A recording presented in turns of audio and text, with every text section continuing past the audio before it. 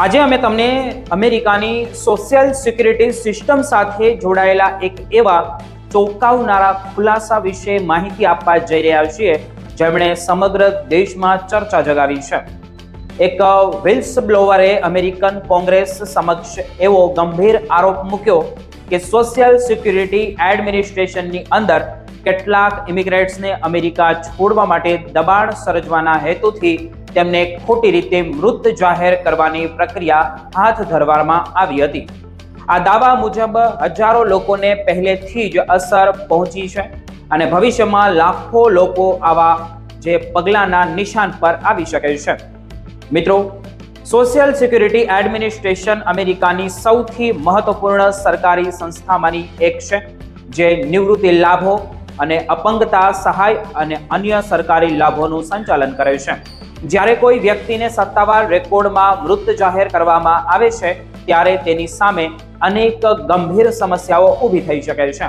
Bank ખાતા બંધ થઈ શકે છે, ક્રેડિટ કાર્ડ સેવાઓ પર અસર પડી શકે છે, સરકારી લાભો અટકી શકે છે અને રોજગાર સંબંધિત મુશ્કેલીઓ પણ ઊભી થઈ શકે છે। એટલે કે જીવત વ્યક્તિને ભૂલથી મૃત જાહેર કરવાનું પરિણામ તેના સમગ્ર જીવન પર પણ અસર કરી શકે છે। વિલ્સ બ્લોવરના આ નિવેદન અનુસાર જોઈએ તો લગભગ 6000 લોકોને ખોટી રીતે મૃત્યુ પામેલા તરીકે નોંધવામાં આવ્યા હતા। વધુ ચિંતાજનક બાબત તો એ છે કે આશરે 2.7 એટલે કે 2.7 મિલિયન લોકોને પણ ભવિષ્યમાં આવી જ પ્રક્રિયા હેઠળ લાવવાની ચર્ચા હોવાનું પણ કહેવાઈ રહ્યું છે। એટલે તેમને બધાને સોશિયલ સિક્યુરિટીના પૈસા નહીં મળે। આ આંકડો સામે આવતા જ માનવ અધિકારી સંગઠનો અને ઇમિગ્રન્ટ હિતોની રક્ષા કરતી સંસ્થાઓ ગંભીર ચિંતા તેમણે વ્યક્ત કરી છે। તેમના મતે જો કોઈ વ્યક્તિને વહીવટી રીતે મૃત જાહેર કરવામાં આવે તો તે માત્ર ટેકનિકલ ભૂલ નથી રહેતી, પરંતુ તેના જીવન, કારકિર્દી અને આર્થિક સ્થિરતા પર તેમની સીધી અસર થઈ છે। આ સમગ્ર મામલે અમેરિકન રાજકારણમાં પણ ગરમ ચર્ચા શરૂ થઈ ગઈ છે। કોંગ્રેસના કેટલાક સભ્યોએ આક્ષેપોની સંપૂર્ણ અને સ્વતંત્ર તપાસની માંગ કરી છે। તેઓ જાણવા માંગે છે કે શું ખરેખર કોઈ નીતિગત સ્તરે આવા પગલાં અંગે વિચારધારા કરવામાં આવી હતી કે પછી આ માત્ર મર્યાદિત વહીવટી ભૂલોની મુદ્દો ગણી શકાય।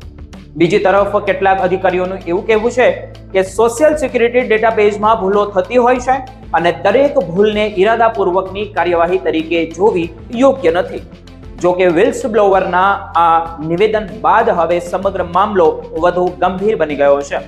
નિષ્ણાતોનું માનવું એવું છે કે ડિજિટલ યુગમાં સરકારી ડેટાબેઝની ચોકસાઈ અને અત્યંત મહત્વપૂર્ણ તે બને છે। કોઈ વ્યક્તિના રેકોર્ડમાં માત્ર એક ખોટી નોંધ પણ તેના જીવનમાં મોટી મુશ્કેલીઓ ઊભી કરી શકે છે, ખાસ કરીને ઇમિગ્રન્ટ સમુદાય માટે જે પહેલેથી જ કાનૂની અને વહીવટી પ્રક્રિયાઓમાંથી પસાર થઈ રહ્યો હોય।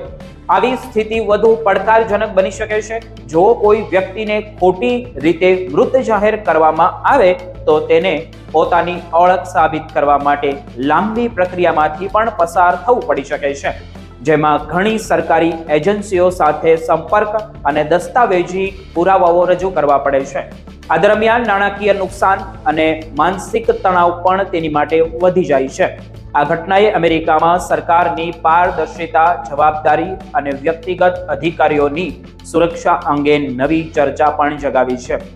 મિત્રો, નાગરિક અધિકારી સંગઠનનું એવું કહેવું છે કે જો આક્ષેપો સાચા સાબિત થાય તો તે સરકારી સત્તાના દુરુપયોગનું ગંભીર ઉદાહરણ સામે આવશે કે બની શકે છે।